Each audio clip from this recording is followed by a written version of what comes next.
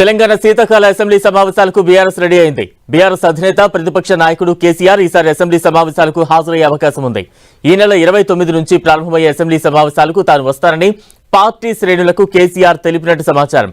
Assembly సమావేశాలకు అధికార పక్షం ఎలాంటి ఎజెండాను ఖరారు చేస్తుందో చూసి ముందుకు వెళదామని చెప్పినట్టు తెలుస్తోంది.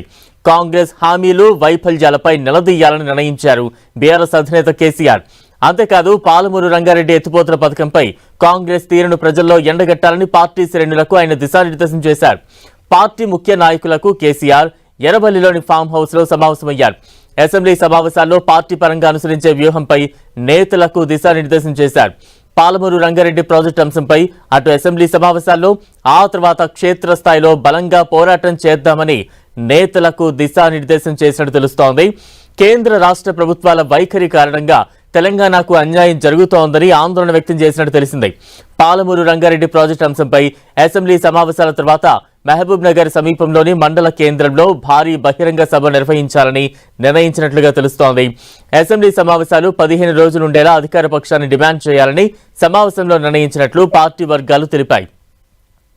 కాంగ్రెస్ పార్టీ నాటి నుంచి నేటి వరకు తెలంగాణకు ఎప్పుడూ ద్రోహమే చేస్తోందని సమావేశంలో కేసీఆర్ ఫైర్ అయినట్టు తెలుస్తోంది. తెలంగాణ కోసం పుట్టిన బీఆర్ఎస్ కు తప్ప మరే ఇతర పార్టీకి రాష్ట్ర ప్రయోజనాల విషయంలో పట్టింపు ఉండదన్నారు. నీళ్ల ప్రయోజనాల విషయంలో కేంద్ర రాష్ట్ర ప్రభుత్వాల వైఖరిని ఎండగడదామని ప్రజల్లోకి వెళ్లి ఉద్యమాలు నిర్మిద్దామంటూ తెలిపినట్లు తెలుస్తోంది. తెలంగాణకు జరుగుతున్న అన్యాయాన్ని అసెంబ్లీ వేదికగా వివరిద్దామని, నీటి హక్కుల్ని పరిరక్షించుకుందామని పార్టీ శ్రేణులకు పిలుపునిచ్చినట్లు సమాచారం. పాలమూరు రంగారెడ్డి ప్రాజెక్టుపై బీఆర్ఎస్ నుంచి పవర్ పాయింట్ ప్రజెంటేషన్ ఇచ్చేందుకు పట్టుబడదామని, అధికార పక్షం స్పందన బట్టి ముందుకు వెళదామని వివరించినట్టు తెలుస్తోంది.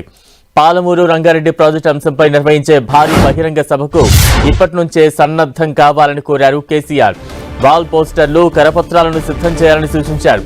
లోకల్ హాల్ మీటింగ్లు, కార్యకర్తలతో సమావేశాలు నిర్వహించాలని పార్టీ నేతలకు కేసీఆర్ సూచించినట్టు తెలిసింది.